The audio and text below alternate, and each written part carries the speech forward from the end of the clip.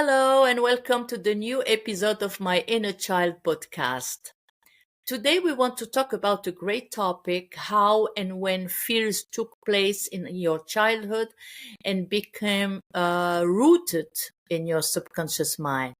And what are the consequences of these fears during your adulthood in both private life and professional life? Of course, I cannot cover all the consequences of fears in just few minutes, but I will cover them as I go along in my next episodes. To start with, I want to give you a picture. See, as human beings, we are guided by two mother emotions. One is fear and one is love. Now let's imagine that these two mother emotions gave birth each to many babies. Let's take love. Love gave birth to joy, compassion, tolerance, unconditional love, forgiveness, and all the great feelings that makes us feel good. And the other one, fear, gave birth to anxiety, insecurity, hatred, jealousy, arrogance, and so on. See, our childhood is very crucial. It is very crucial for personal development because it is at that time that we begin to interact with people and the world around us. Unfortunately, some experiences have a deep impact on us, creating fears that follows us during our lifetime. As children, we are more susceptible and sensitive to frightening provocations such as loud noises, unfamiliar situations, adult arguments, classmate judgments, etc. Those experiences can trigger intense fears which will be registered in our subconscious mind for a long time if there is no awareness. And of course, they have different consequences. Some people will develop phobias, such as being scared of the dark or being scared in confined spaces. Others may be concerned about certain situations, like find it difficult to take risks and leave their comfort zone. It all depends on the depth of what really happened between the age of 0 and 12 years old. As adults, these fears can also limit our profession and prevent us from exploring new opportunities. It is important to understand that fear is a natural emotion and can be very helpful and life saving in certain situations, such as the fear of getting burned or the fear of falling down from a building. However, when fear becomes excessive, too deep, too scary, and gets in the way of our daily lives, it's important to find ways to deal with it as soon as possible. Fortunately, there are some techniques and therapies that can help you control and discharge you from your fears and your insecurities.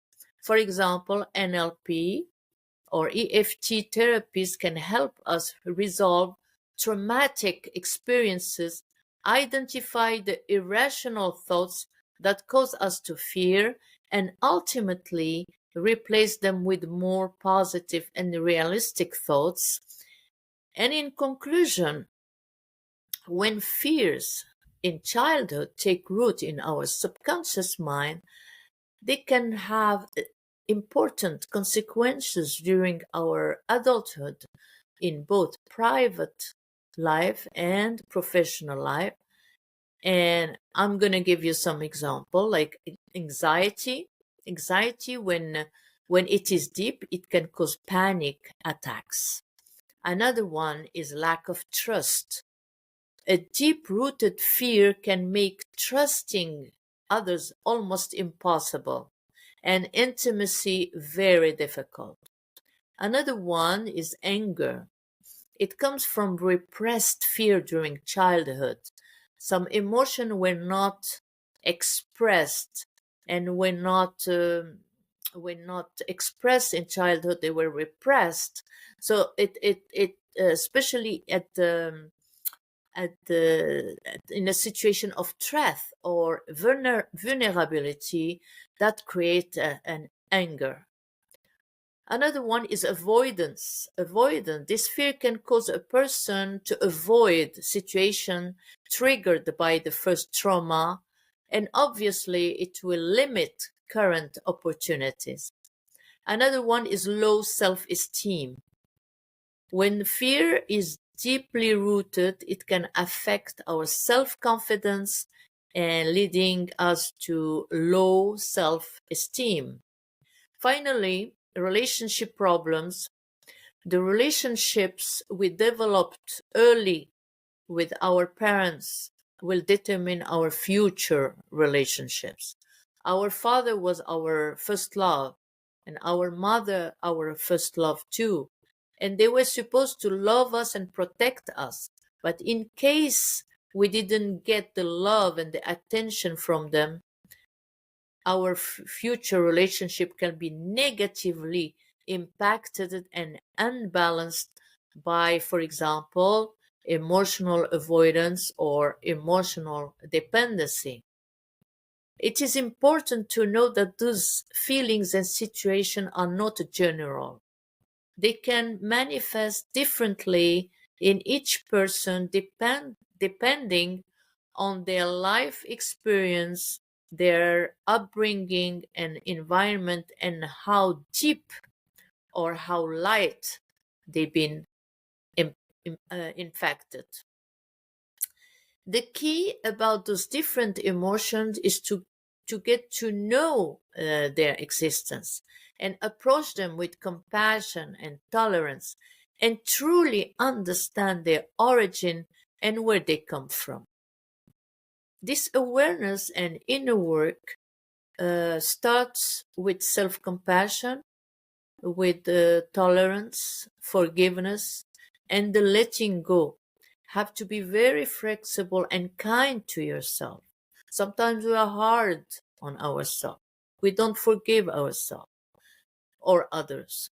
We need to cultivate compassion and kindness for ourselves so that the old patterns and habits that don't serve us today, we will get rid of them in a very gracious way and get rid of all these fears and replace them with unconditional love. This inner work is really essential and crucial to maintain our emotional and mental health. That's it for today.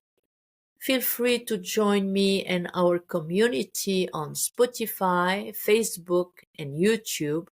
Click the subscribe button to follow my next episode and be part of this wonderful journey.